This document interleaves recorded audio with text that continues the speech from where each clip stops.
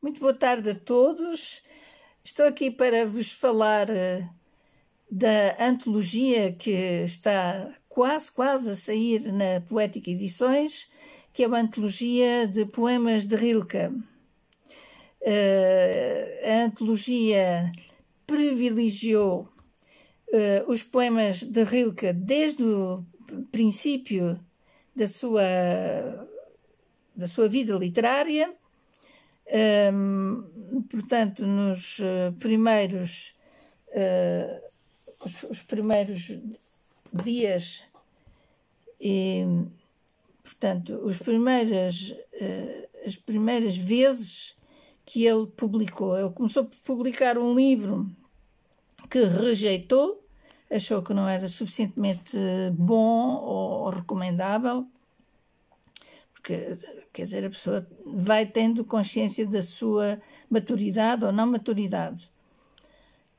Mas o primeiro livro dele, em absoluto, é Oferta aos Lares, os deuses da casa, não é? Portanto, procura um espaço íntimo, e é de 1996.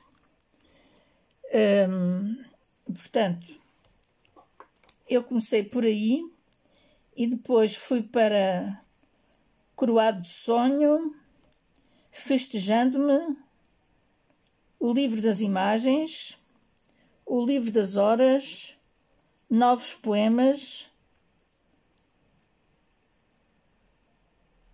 As Elegias de Duino, e por aqui fiquei.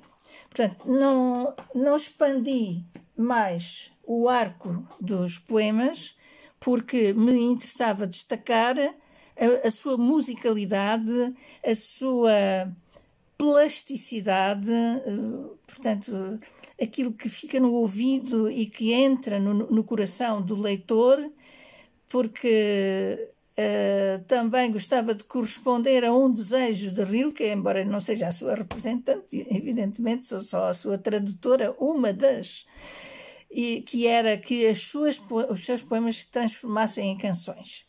Podemos encontrar este desejo no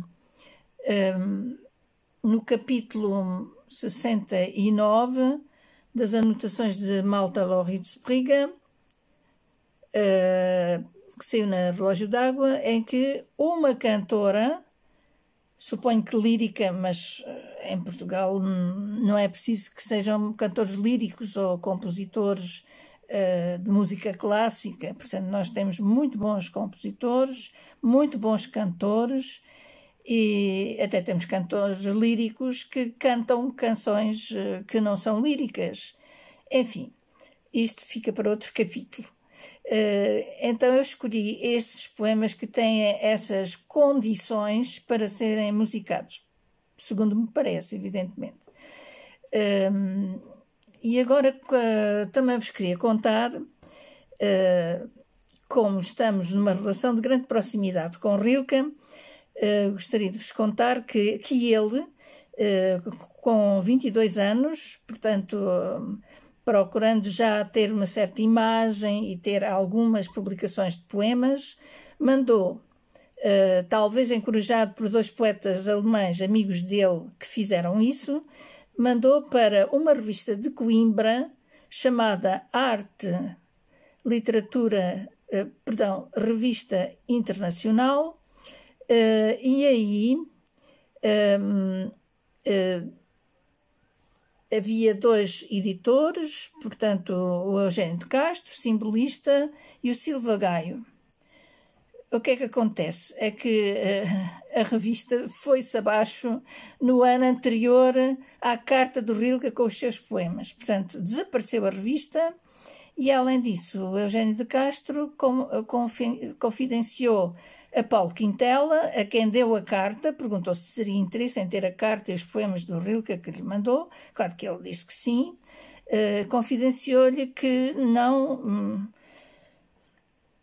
entrava muito bem na poesia do Rilke. Portanto, quando há mudanças de época, há sempre umas pessoas que ficam ainda um bocadinho atrás, outras já estão no momento em que vivem, ou então são ultrapassadas por um futurismo que também é um bocado raro, não é? escrever para o futuro.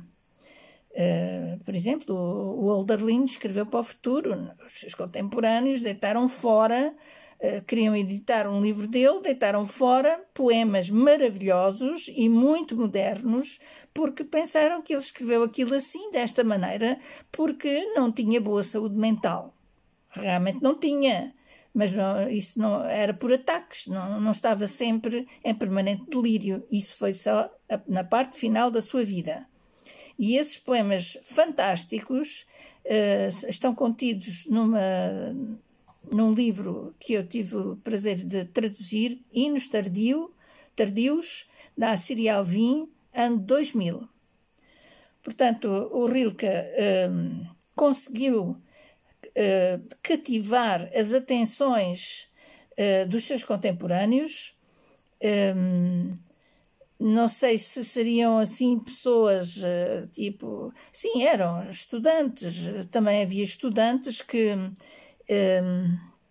se interessavam pela poesia de Rilke e no seu entusiasmo de ter e de dizer os poemas de Rilke, nem sequer esperaram que os livros fossem publicados.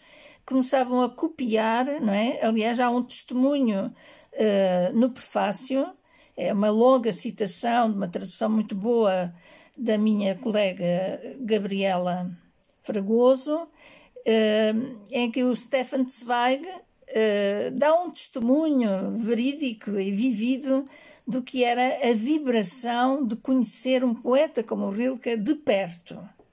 Portanto, ele acaba por ganhar reconhecimento e pronto, e toda a gente que podia, os aristocratas que tinham os seus castelos, as suas casas senhoriais, o castelo de Duino, etc., disponibilizavam aquele espaço e aqueles serviços para que Rainer Maria Rilke pudesse escrever os seus belos poemas. Depois, mais tarde, para terminar a relação de Rilke com Portugal, não é? que espero que vá continuar, que seja continuada a partir desta antologia, apareceu um inédito de Rilke. Portanto, o inédito quer dizer que não faz parte da obra completa, faz parte de algo que ainda está por publicar e que me veio parar às mãos, não em Coimbra, mas em Lisboa. Enfim, temos que alternar as cidades. E também não sei o que é que haverá com o Porto que se pronuncie. Porque, aliás, as traduções do professor Paulo Quintela foram traduzidas pela Oiro do Dia, que foi a sucessora da Inova do Porto. Então, aqui em Lisboa, houve um almoço de germanistas em que estavam também alguns elementos das embaixadas que cobrem países de língua alemã e, como bem sorte, ficar ao lado do número 2 da Embaixada da Áustria, o Dr. Hans Martin Windischgrätz. De que falar? Então eu disse que estava a lecionar Rilke naquele momento e ele pergunta-me se estaria interessada num inédito de Rilke que ele escreveu no livro de autógrafos de uma das suas tias, que coincidiram com Rilke nas termas de Ragaz, na Suíça, e até estiveram para fazer um passeio juntos, mas isso não foi possível, o que originou uma longa carta de Rilke, que era um autor de cartas exímio, uma longa carta em que ele descrevia tudo minuciosamente. Mas o que interessa é o poema. O poema é uma arte poética e começa assim: Leben und Kunst, vida e arte. Portanto, vai glosar esta primeira frase, ou este primeiro enunciado, e, claro, contactei uma revista literária de renome, que é Colóquio Letras, e então a doutora Joana Moraes Varela, que dava assistência ao professor David Mourão Ferreira, que era o diretor. Ela disse: mas como é que você achou uma coisa destas? Mas estas coisas não existem. Como é que foi? Olhe, traduza e faça uma nota do achado. Bom, fiquei muito contente e pronto, o Rilke, afinal, sempre foi acolhido por uma revista de grande nível, uma revista literária de grande nível da Fundação Calouste Gulbenkian, que é a Colóquio Letras. E portanto, foi-lhe satisfeito um desejo que ele nem sonhava, não é? O poema é de 1924 e o número é de 1992, o número em que está publicado. Portanto, esta é a relação de Rilke com Portugal, que pode ser continuada por canções e por leituras produtivas, não é? Porque quem lê poesia, a poesia também inspira. Não digo que a pessoa vá decalcar, seja o que for, mas é sensibilizado por uma maneira de dizer, por uma luz que incide sobre um objeto, por uma figura humana que talvez ninguém repare nela, e por tantas outras coisas relativas à antiguidade clássica, algumas figuras bíblicas. Enfim, os poemas são muitos, também falam da natureza, dos animais, da água. Portanto, embora seja um livro relativamente pequeno, é muito portátil, é agradável e pode despertar desejo de ler mais coisas do Rainer Maria Rilke. Portanto, é um autor muito amado, muito lido. Portanto, este ano saíram 2 reedições, uma terceira edição das Elegias do Hino e uma segunda edição do Livro de Horas. Portanto, os editores não costumam fazer estas coisas em vão, é porque sentem que há interesse da parte do público. E, neste caso, pode-se dizer que o público tem bom gosto.